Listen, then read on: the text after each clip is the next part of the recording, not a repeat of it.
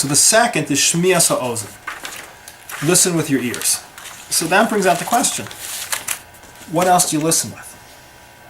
Right. So the second of the 48 ways is shmias ha'ozen. Listen with your ears. Most people don't listen with their ears.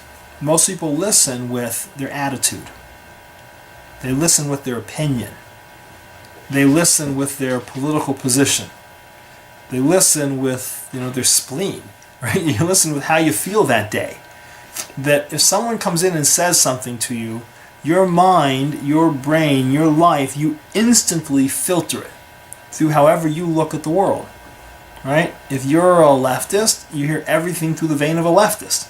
If you're a righty, you hear everything through the vein of a righty. Everything you see filters through, right, these kind of preconceived notions. Right? If you have a bad day at work and you're frustrated and you walk in the house and your wife makes a comment on, something, you're going to view that through the frustration that you're already feeling and feel it as a criticism.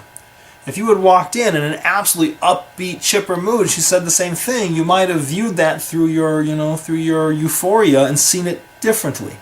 Because you're not hearing what she's saying, you're hearing how you're feeling. Right? The hardest thing in learning is you don't ever hear what I say. You don't see things for what they are. You hear the way you're feeling.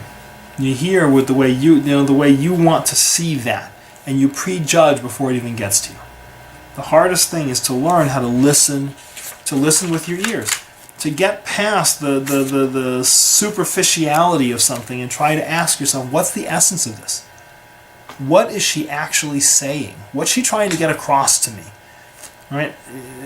People aren't honestly speak clearly. They may not be able to get their ideas together. They may not be, right? And you ever had someone say something and you see an opportunity in the way they expressed it or their grammar or they have 4,000, this big thing to complain about, but one of their examples was bad. And so you immediately hone in on that example and say, that's not true, that's not what I did. Right? Instead of hearing the big picture of, I'm very unhappy and dissatisfied with how things are going and I'm feeling pain, right? You focus on, I did not come home 7 minutes late yesterday. I don't know what you're talking about. That's right. And it's like, because you're not hearing what she's saying, you're hearing what you're looking for. Right? Noach says, Shmias ha'ozen. Listen with your ears. Get past your bias, get past your position, and try to hear what's actually being said to you. Try to see things for what they really are. Right? It's the second tool for clarity. So the first is, I'm always learning. The second is, I'm trying to hear what you're actually saying. I'm not...